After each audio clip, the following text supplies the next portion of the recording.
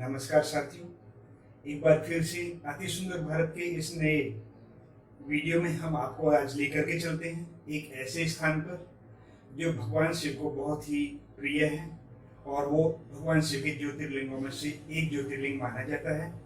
उसका नाम है नागेश्वर ज्योतिर्लिंग। आइए आज हम आपको बताते हैं नागेश्वर ज्योतिर्लिंग के बारे में। द्वारकाधीश जी के दर्शनों के लिए हम लोग द्वारिका पहुंचे तो हमें पता लगा कि यहाँ पर और भी कुछ दर्शनीय स्थान हैं। इसलिए हमने वहाँ से एक बस की जो हमें 4 प्रमुख स्थानों को दिखाने वाली थी, जिनमें पहला था रुक्मणी मंदिर। उसके बाद जो दूसरा गंतव्य स्थान था वह था गोपी तालाब। तीसरा था नागेश्वर ज्योतिर्लिंग और चौथा था भेट द्वारिका। इस प्रकार हमने 4 प्रमुख स्थानों के दर्शन किए और आज की इस वीडियो में हम आपको भगवान महादेव के प्रसिद्ध मंदिर और ज्योतिर्लिंग नागेश्वर के दर्शन कराने के लिए चल रहे हैं। चलिए चलते हैं हम नागेश्वर ज्योतिर्लिंग की तरफ। लेकिन चलते वक्त हम आपको बता दें कि नागेश्वर ज्योतिर्लिंग एक वीरान जगह पर है, यानी कि यह जंगल में बना हुआ है। वहाँ ठहरने के लिए कोई स्थान नहीं है। या तो हमें ओखा में ठहरना होगा या फिर हमें द्वारिका में ही ठहरना होगा। इसलिए हम आपको सलाह देंगे कि आप यहाँ पर वापस आ जाएं, यानी द्वारिका में ही वापस आ जाएं या अपने ठहरने का स्थान ओखा में बनाएं। हालांकि द्वारिका से बसें जैसे कि हम जा रहे हैं मिल ही जाती हैं, साथ ही साथ हमें यहाँ पर ऑटो भी मिल जाते हैं। नागेश्वर ज्योतिर्लिंग करीब 16 से 17 किलोमीटर की दूरी पर है, इसलिए ऑटो आसानी से आ जा सकते हैं। आइए हम चलते हैं नागेश्वर ज्योतिर्लिंग की तरफ।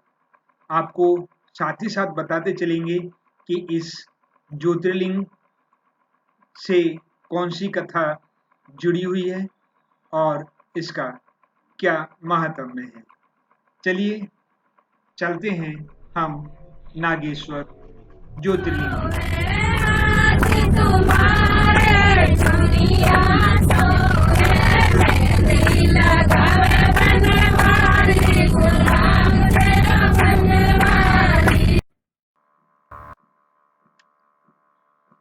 साथियों, अब हम देख रहे हैं द्वादश ज्योतिर्लिंग श्री नागेश्वर महादेव जी के मंदिर को। यह मंदिर नवनिर्मित सा लग रहा है। वास्तव में यह नवनिर्मित ही है और इसका निर्माण कार्य टी सीरीज केसेट के फाउंडर श्री गुलशन कुमार जी ने कराया था, लेकिन 1996 में बीच में ही वे भगवान शिव के धाम को चले गए। तब उनके परिवार ने इसका सारा खर्च उठाया और इसके बनने में लगभग 1.25 करोड़ रुपए लगे। ऐसे शिव भक्त को हम नमन करते हैं। और यहीं पर आपको दिखाई देगी बहुत ही सुंदर विहंगम मूर्ति जो आकाश को छूती प्रतीत होती है और बहुत ही सुंदर मूर्ति है। यह मूर्ति लगभग 25 फीट चौड़ी है और करीब 125 फीट ऊंची है और इसी के पास में एक कबूतर घर बना हुआ है। आप देखिए यहाँ पर बहुत अधिक मात्रा में कबूतर बैठ सकते हैं, रह सकते हैं। यह मूर्ति इतनी बड़ी है कि जब हम यहाँ प्रवेश करते हैं, मंदिर के दर्शनों के लिए आते हैं, तो ये करीब 2-3 किलोमीटर पहले से ही हमें दिखाई देने लगती है। यह मूर्ति मंदिर के शिखर के लगभग बराबर ही ऊंची है और बहुत ही सुंदर लगती है। लोग यहाँ पर आकर के अपनी सेल्फी खिंचाना नहीं भूलते हैं। इनके साथ सेल्फी लेते हुए भक्तों को आप यहाँ देख रहे होंगे। ये भगवान शिव।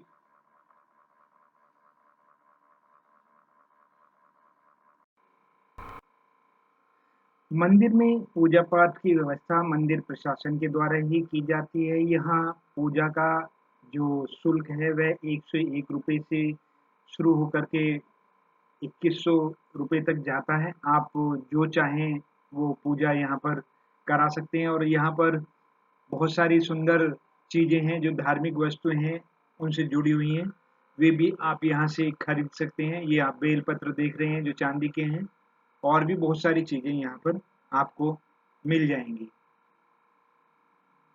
यहीं से आपको प्रसाद भी मिल जाता है, आप चाहें तो उसे और एक्स्ट्रा प्रसाद भी खरीद सकते हैं और उसमें मिला भी सकते हैं। नागेश्वर शब्द का अर्थ है नागों के भगवान, अर्थात जैसा कि नाम से ही विदित है कि नागेश्वर ज्योतिर्लिंग नागों के ईश्वर अर्थात भगवान शिव का ज्योतिर्लिंग है। कहते हैं कि भगवान शिव ने ही अपने आदेश देकर इस ज्योतिर्लिंग का नाम नागेश्वर रखा। यह भगवान शिव के 12 ज्योतिर्लिंगों में से एक है। आप यहाँ पर नंदी जी के दर्शन कर रहे होंगे और अब आप दर्शन कर रहे हैं श्री नागेश्वर जी के, और उनके ऊपर विराज रहे नाग जो पंच फनों से युक्त हैं और सिर पर हीरा अर्थात मणि धारण किए हुए हैं, आप देख ही रहे हैं। और ये बहुत ही सुंदर दृश्य है। आप यहाँ से खरीदारी भी कर सकते हैं, किताबें, प्रसाद, बहुत सारी और अन्य वस्तुएं जो आपके बहुत काम आएंगी। और यहाँ पर आप चांदी के बेल पत्र, यहाँ पर चांदी का बना सामान भी खरीद सकते हैं, जैसे कि बेलपत्र आदि भी यहाँ मिल जाते हैं। अनेक शास्त्रों में नागेश्वर धाम की उत्पत्ति की कथा सुनने को मिलती है, जिसकी महिमा बहुत ही बताई गई है। कहा जाता है कि जो शिव भक्त श्रद्धा पूर्वक यह कथा सुनता है वह सब पापों से मुक्ति पाकर भगवान शिव के दिव्य शिवलोक को गमन करता है। मंदिर प्रांगण में ही श्री शनिदेव जी का मंदिर भी विराजमान है। आइए हम भी उनके दर्शन करते हैं। जय शनि महाराज। ओम शम शनिश्चराय नमः। भगवान भोलेनाथ नागों से श्रृंगार करते हैं। नाग हमेशा भगवान शिव की गर्दन ही नहीं, हाथों में तथा बाजूबंद के रूप में भी देखे जा सकते हैं। यह मंदिर विष और विष से संबंधित रोगों से मुक्ति पाने का केंद्र माना जाता है। जहां वैद्यनाथ को चिताभूमि माना जाता है, वहीं दारुक वन को दारुक वने नागेश के नाम से जाना जाता है। रुद्र संहिता में इसे दारुक वने नागेशम कहा गया है।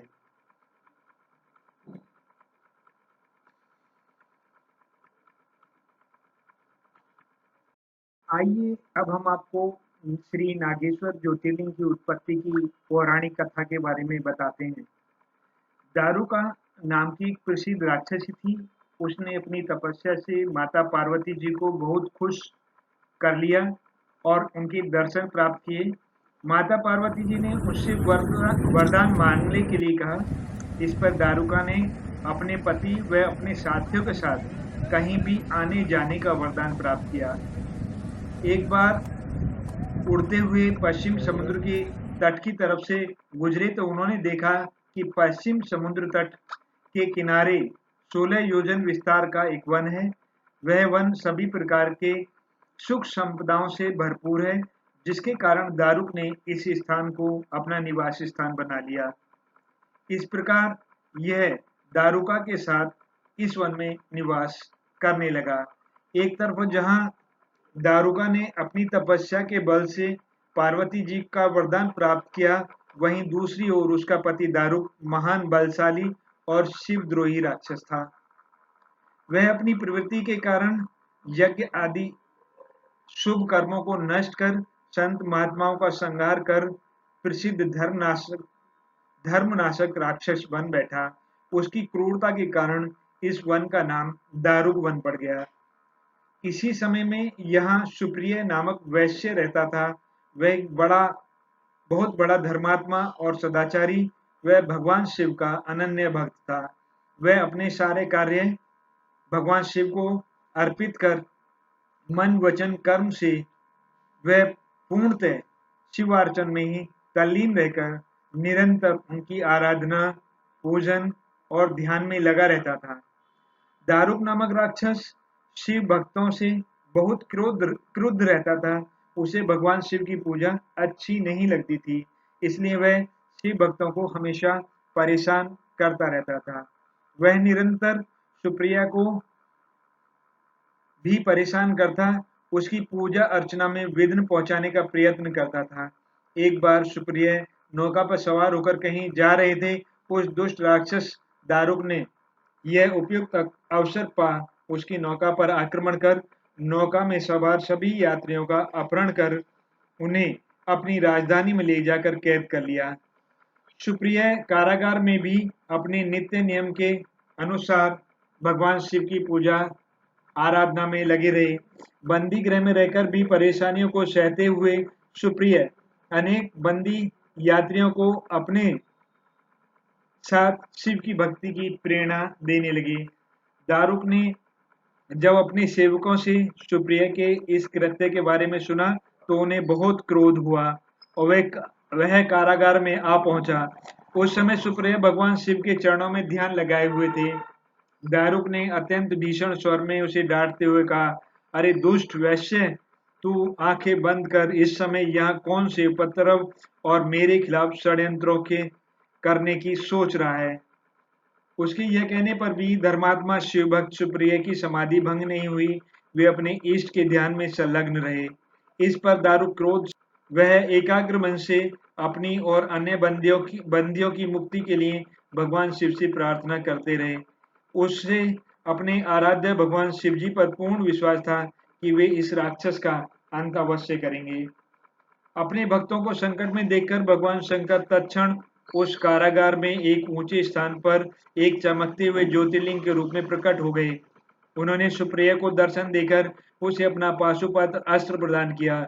इसी पाशुपत अस्त्र से राक्षस दारुक तथा उसके सहायक का वध कर सुप्रिया भगवान शिव के धाम को चला गया।